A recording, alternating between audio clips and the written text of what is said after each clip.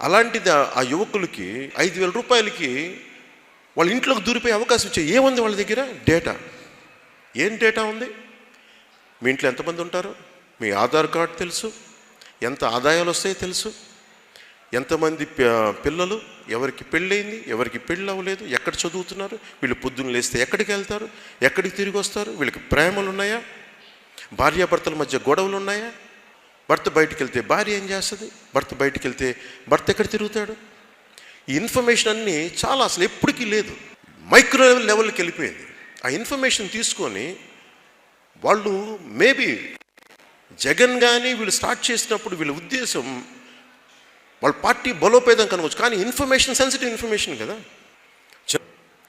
ఇది sensitive information కదా. ఇదంతా ఈ ఇన్ఫర్మేషన్ బేస్ చేసుకుని అది ఎటు వెళ్తుందో ఎట్లా, నేను అందరూ వాలంటీర్స్ గురించి చెప్పట్లేదు, బట్ వాలంటీర్ వ్యవస్థ డేటా ఎక్కడికో వెళ్తుంది.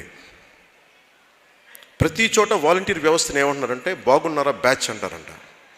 బాగున్నారా, ప్రభుత్వం మీకేం వ్యతిరేకంగా లేదుగా, అంత బాగానే ఉన్నాయి, పథకాలు ఇస్తున్నాయి కదా అంటే ఏంటుంది అందులో? బెదిరిస్తున్నారు. నువ్వు మీకు ఆల్రెడీ ఇన్ని వ్యవస్థలు ఎందుకు ఉన్నాయి కదా, పంచాయతీరాజ్ వ్యవస్థ ఉంది, రెవెన్యూ వ్యవస్థ ఉంది, కలెక్టర్లు ఉన్నారు, సబ్ కలెక్టర్ ఉన్నారు, జాయింట్ కలెక్టర్స్ ఉన్నారు, ఎంఆర్ఓలు ఉన్నారు. ఇంతమంది ఉండి కూడా మళ్ళీ ఇంకొక సమాంతర వ్యవస్థ దేనికి? దేనికి అంటే టు కంట్రోల్ పీపుల్.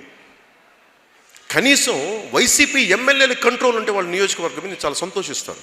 ఒక డేటా తప్పు జరిగితే ఎంఆర్ఓ తప్పు చేస్తే నేను వాళ్ళ పై అధికారి రిపోర్ట్ చేయొచ్చు. 10 మంది 5,000 రూపాయలు తీసుకునే వాళ్ళలో కొద్ది మంది కనుక తప్పు చేస్తే నేను ఎవరికి చెప్పుకోను?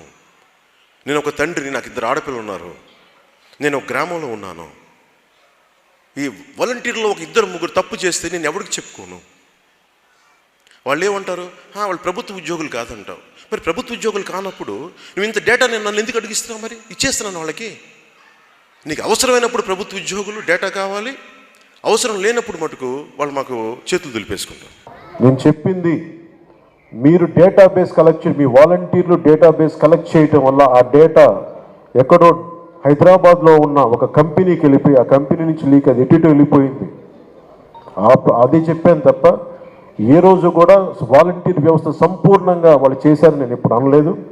వాలంటీర్ల మీద నాకు గౌరవం ఉంది, కానీ కొద్దిమంది వాలంటీర్లు చేసిన తప్పులకి వాలంటీర్ వ్యవస్థ మొత్తం చెడ్డ పేరు తీసుకొచ్చిందని చెప్పాను తప్ప వాలంటీర్ వ్యవస్థ ఏ రోజు కూడా మొత్తానికి చేసిన నేను ఏ రోజు చెప్పలేదు. ముఖ్యంగా వాలంటీర్స్గా పనిచేస్తున్న యువతకు ప్రత్యేకించి తెలియజేస్తాం, మీ భవిష్యత్తుకు కూడా మేమందరం అండగా నిలబడి ఉంటామని తెలియజేసుకుంటున్నాం.